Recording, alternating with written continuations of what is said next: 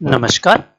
आप देख रहे हैं साइकोलॉजी शिक्षा हिंदी यूट्यूब चैनल। मैं हूं अवधेश, स्वागत करता हूं आपका। Basic term in research methodology की व्याख्यान श्रृंखला को आगे बढ़ाते हुए आज हम लोग प्रॉब्लम इन साइकोलॉजिकल रिसर्च के बारे में अध्ययन करेंगे।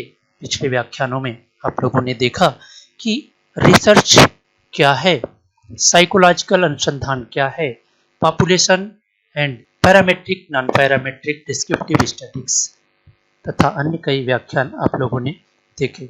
उसी क्रम को अगर हम लोग आगे बढ़ाते हुए चलते हैं तो एक बहुत ही सामान्य समस्या जो मनोविज्ञान में आती है वह जानना हमें अत्यंत ही आवश्यक है, क्योंकि अनुसंधान में उत्पन्न समस्याओं को अगर हम जान जाते हैं तो हम उन चरों को कंट्रोल करने में, उन चरों को नियंत्रित करने में सफल होंगे, जिसका परिणाम यह होगा कि अनुसंधान का जो रिजल्ट आएगा वह विश्वसनीय तथा वैध होगा। तो एक रिसर्चर के लिए यह अत्यंत ही आवश्यक है कि यह जानना कि मनोवैज्ञानिक अनुसंधान की कौन कौन सी समस्याएं हैं। तो आइए बात करते हैं। जो पहली समस्या इसमें आती है वो सब्जेक्टिविटी की, आत्मगत विशेषताएं की। चूंकि पिछले व्याख्यान में आपने देखा कि मनोविज्ञान जीवित प्राणियों तथा उनके मानसिक प्रक्रियाओं या संज्ञानात्मक प्रक्रियाओं का अध्ययन करता है।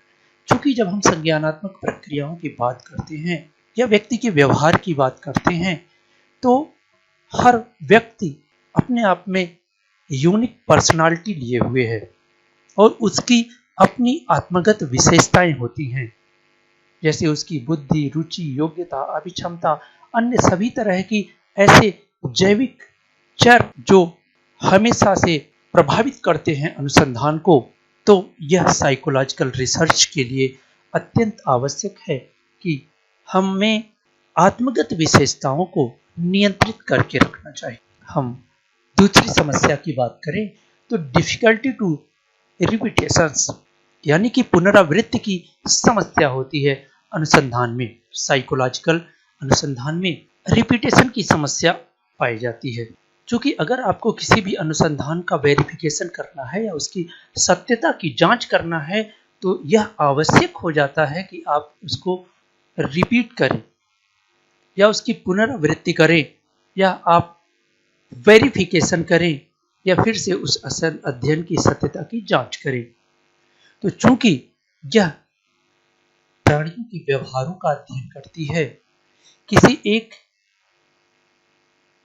प्रयोज्य को लेकर या प्रयोज्य समूह को लेकर किए गए शोध कार्य को अगर आपको पुनरावृत्ति करना है तो अवश्य ही उनकी आत्मगत विशेषताओं में परिवर्तन हो जाएगा, संदर्भ में परिवर्तन हो जाएगा और प्रयोज्यों के सुचारू रूप से मिलने में समस्या हो जाएगी। इसलिए आप मनोवैज्ञानिक अनुसंधान की यह एक प्रमुख कठिनाई है कि आपको पुनरावृत्ति करने में या वेरिफिकेशन करने में कठिनाई होती है। अगली समस्या की बात करें, डिफिकल्टी टू ऑब्जेक्टिविटी, वस्तुनिष्ठता की समस्या। वस्तुनिष्ठता की समस्या भी एक प्रमुख समस्या के रूप में मनोवैज्ञानिक अनुसंधान में है। ऑब्जेक्टिविटी का तात्पर्य होता है कि निष्पक्ष रहकर घटनाओं एवं तथ्यों को उनके यथार्थ रूप में देखना और ठीक उसी रूप में उनका चित्रण करना ही वस्तुनिष्ठता कहलाता है। क्योंकि प्रयोज्य हो या अनुसंधान करने वाला हो, दोनों में आत्मगत विशेषताएं पाई जाती हैं। उसकी अपनी भी विशेषता वहां पर कार्य करती है किसी भी वेरिएबल के मेजरमेंट में या किसी भी अनुसंधान के परिणाम की व्याख्या में। तो अब यहाँ पर जब आत्मगत विशेषताएं अनिवार्य रूप से काम कर रही हैं तो बहुत कठिन हो जाता है कि हम किसी भी अनुसंधान में पूर्ण रूप से ऑब्जेक्टिविटी ला सकें। वहीं बहुत सारे ऐसे मनोवैज्ञानिक परीक्षण भी बनाए गए हैं जो ये माना जाता है कि उसमें ऑब्जेक्टिविटी पाई जाती है और ऐसे कुछ परीक्षण हैं जो इस क्राइटेरिया पर खरे भी उतरते हैं, परंतु वह 100% ऑब्जेक्टिविटी नहीं ला सकते हैं। अगली जो समस्या उत्पन्न होती है वह है डिफिकल्टी टू वेरिफिकेशन।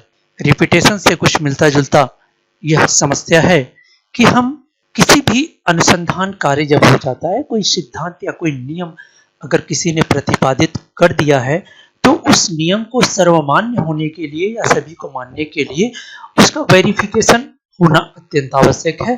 क्योंकि टेस्ट रीटेस्ट पर अगर कोई परीक्षण या कोई शोध समान परिणाम देता है तो वो विश्वसनीय माना जाता है।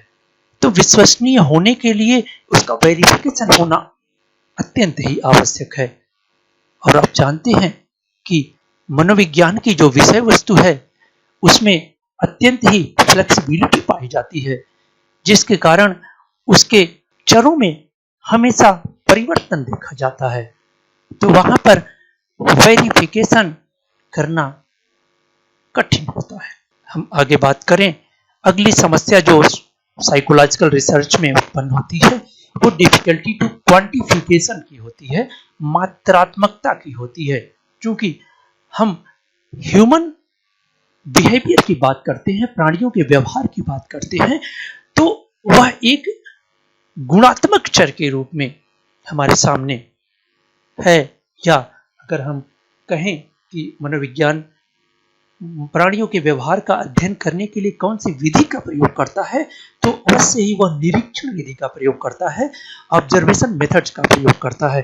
तो चूंकि जो व्यवहार होता है वह क्वांटिटी में होता है, गुणात्मक होता है, अब वहां पर व्यवहार कितना किया गया, किस स्तर का किया गया, उसके लिए उसका मात्रात्मक मापन करना कठिन हो जाता है। अगली समस्या की बात करें तो डिफिकल्टी टू चेंजेबिलिटी, यहाँ पर यह भी प्रमुख कठिनाई के रूप में सामने आता है कि हम जब मनोवैज्ञानिक अनुसंधान करते हैं तो जिन प्रयोज्यों पर हम अध्ययन कर रहे हैं उनके विभिन्न गुणों में परिवर्तन होता रहता है।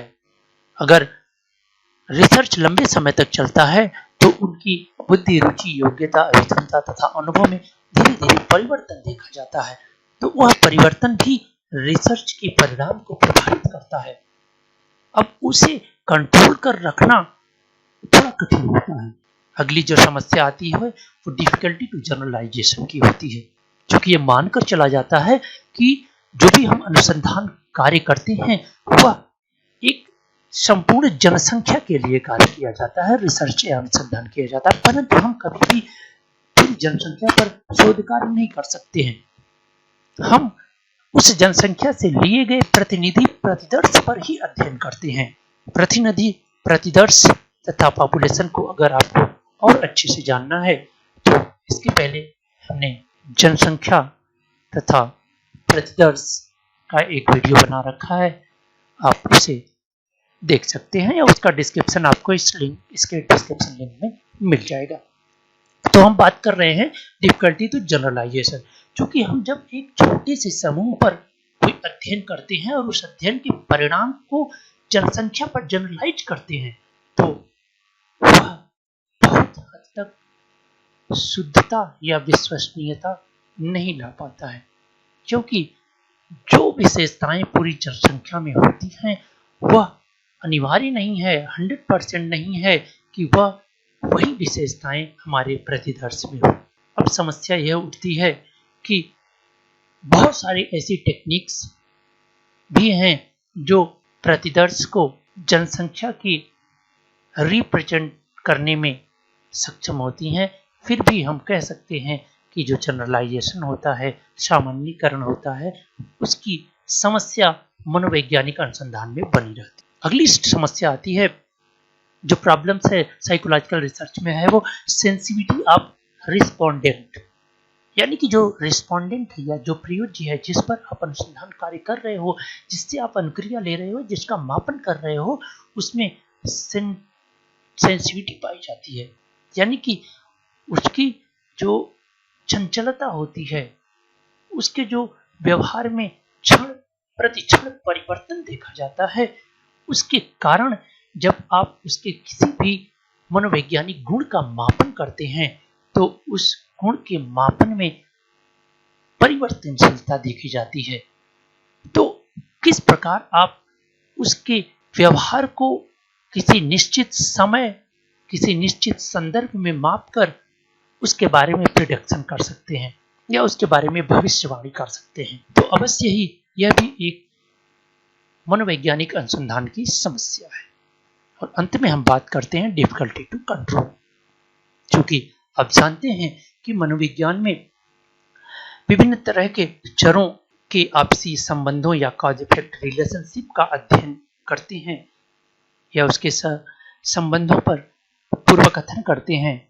तो आवश्यक है कि हम, अगर हमें उसके बारे में भविष्यवाणी करना है तो उसे कंट्रोल करके रखना होगा। जो एक्सटेनियस वेरिएबल हैं, जितनी शुद्धता से हम उसे कंट्रोल करेंगे, हमारे जो परिणाम होंगे या कॉज इफेक्ट जो रिलेशनशिप होगी वो अत्यंत ही शुद्धता से मापी जा सकती है। परंतु बहुत सारे ऐसे चर होते हैं जिसे कंट्रोल करना अत्यंत ही कठिन होता है, जो कि मनोविज्ञान की एक प्रमुख समस्या के रूप में सामने आती है। तो इस प्रकार हम लोगों ने देखा कि मनोवैज्ञानिक अनुसंधान में बहुत सारी ऐसी समस्याएं हैं, बहुत सी ऐसी प्रॉब्लम्स हैं जो मनोवैज्ञानिक अनुसंधान के परिणाम को प्रभावित करती है। तो आवश्यक यह होता है कि रिसर्चर इन सभी समस्याओं से अवगत हो और यथासंभव उन्हें नियंत्रित करने का प्रयास करे, कंट्रोल करने का प्रयास करे, ताकि जो अनुसंधान के परिणाम हो वह विश्वसनीय तथा वैध हो, जिससे आप प्रतिदर्श के आधार पर जनसंख्या के बारे में स्पष्ट प्रेडिक्शन कर सके, स्पष्ट भविष्यवाणी कर सके। हमें उम्मीद है कि आपको यह व्याख्यान पसंद आया होगा और अवश्य ही आपके ज्ञान में वृद्धि करेगा। अगर आपको यह व्याख्यान पसंद आया है तो चैनल को सब्सक्राइब करें, लाइक करें तथा मित्रों में अधिक से अधिक शेयर करें। आपका यह वीडियो व्याख्यान देखने के लिए बहुत बहुत